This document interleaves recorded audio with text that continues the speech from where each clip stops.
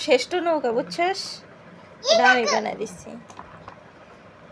আমি এত বড় হওয়ার পরও কোনো দিন এরকম কাগজের নৌকা বানাইনি, তাও ওর জন্য এই প্রথম বানাইছি, তাই ওকে হচ্ছে এরকম বললাম। তারপরে হচ্ছে চুল টুল ওয়াশ করে খুব সুন্দরভাবে রেডি হয়েছিলাম, কারণ দেশে যাওয়া লাগবে। এ জায়গায় আমার চুলটা বেশি সুন্দর লাগতেছিল, তাই হচ্ছে আমি বারবার চুলেই দেখাচ্ছিলাম। তো আর কী করবো, কারণ মেয়েদের তো এটা একটা ঢং বলতে গেলে।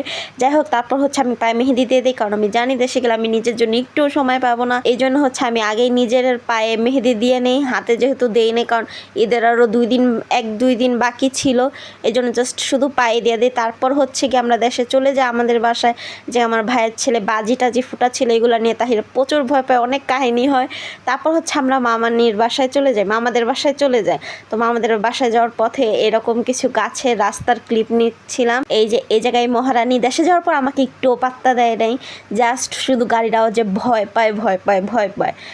শুধু দেশে যাওয়ার পর শুধু ভয় পাইতেছে।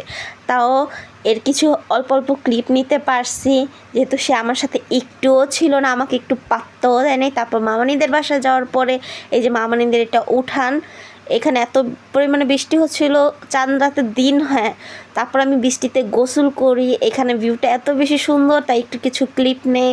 এই যে বৃষ্টিতে গোসল করতে নেমে পড়েছি অলরেডি। তারপর হচ্ছে বিকালবেলা আমার মামাতো বোনকে মেহেদি পরায় দেয়, কারণ ও যাওয়ার পর থেকে বলছিল আপু একটু মেহেদি পরায় দাও। তারপর ওকে হচ্ছে মেহেদি পরায় দেয়। কেমন হয়েছে অবশ্যই সবাই জানাবেন। তারপরে হচ্ছে গিয়ে আমার আরেকটা মামাতো বোন আছে, ওর বড় বোন, ওকে মেহেদি পরায় দেয়। এই যে ওর মেহেদিটা, ওকে মেহেদি পরাইতে অনেক রাত হয়, কারেন্ট ছিল না, বৃষ্টি পড়তেছিল। তারপর সাবিহা বলে আপু তোমার পায়ের মতন আমাকে একটু মেহেদি পরায় দাও। তারপর ওকে হচ্ছে সিমিলার একটু কিছু পরায় দেয়, কারণ ও ছোটো মানুষ, ওর পায়ে এত ডিজাইনটা যেহেতু দেওয়া সম্ভব হচ্ছিল না, তাই এইটুকুই ওকে দিয়ে দিছিলাম।